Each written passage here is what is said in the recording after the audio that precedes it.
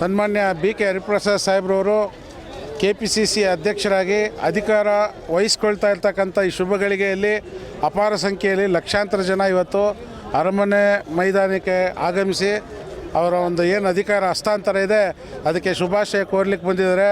ನಿಜವಾಗ್ಲೂ ಕೂಡ ಒಂದು ಕಡೆ ಬಂಡೆ ಅಂತ ಏನು ಕರೀತಾರೆ, ಇಡೀ ರಾಜ್ಯದಲ್ಲಿ ಕಾಂಗ್ರೆಸ್ ಪಕ್ಷವನ್ನು ಸರ್ವತೋಮುಖ ಅಭಿವೃದ್ಧಿ ಪಥದಲ್ಲಿ ತೆಗೆದುಕೊಂಡು ಹೋಗ್ತಕ್ಕಂಥ ಎಲ್ಲ ಶಕ್ತಿ ಹೊಂದಿರತಕ್ಕಂಥ ಸನ್ಮಾನ್ಯ DK ಶಿವಕುಮಾರ್ ಸಾಹೇಬರು ಮುಖ್ಯಮಂತ್ರಿಗಳಾಗಿ ಹೊಸ ಉರುಪನ್ನು ಕೊಟ್ಟಿರ್ತಕ್ಕಂಥ ಸಂದರ್ಭದಲ್ಲಿ, ಅದೇ ರೀತಿ ಕರ್ನಾಟಕ ರಾಜ್ಯದಲ್ಲಿ ಕಾರ್ಯಕರ್ತರಿಗೆ ಹೊಸ ವಿದ್ಯುತ್ ಸಂಚಾರ ನೀಡೋ ರೀತಿಯಲ್ಲಿ ಇವತ್ತು BK ಹರಿಪ್ರಸಾದ್ ಅವರು ರಾಷ್ಟ್ರ ನಾಯಕರಾಗಿ ಅಪಾರವಾದ ಅವರದೇ ಆಗಿರ್ತಕ್ಕಂಥ ಅನುಭವ ಮತ್ತು ಅವ್ರಿಗಿರ್ತಕ್ಕಂಥ ಸಂಘಟನೆಯ ಚತುರತೆ ಮತ್ತು ಎಲ್ಲ ಭಾಗಗಳ ಜನರ ಸಂಪರ್ಕದಿಂದ ಕರ್ನಾಟಕಕ್ಕೆ ಇದೊಂದು ಸುವರ್ಣ ಯುಗ ಅಂತ ಹೇಳಲಿಕ್ಕೆ ನಾನು ಬಯಸ್ತೇನೆ.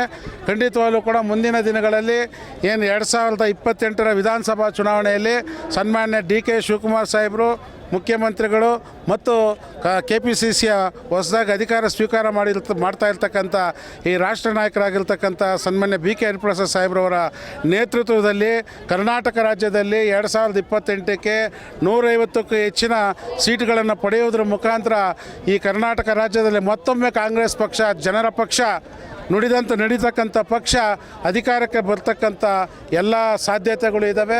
ಇದೊಂದು ರೀತಿಯಲ್ಲಿ ನಾನು ಈಗಾಗಲೇ ಹೇಳ್ದಂಗೆ ಸುವರ್ಣ ಯುಗ ಅಂತ ಹೇಳಲಿಕ್ಕೆ ನಾನು ಬಯಸ್ತೀನಿ.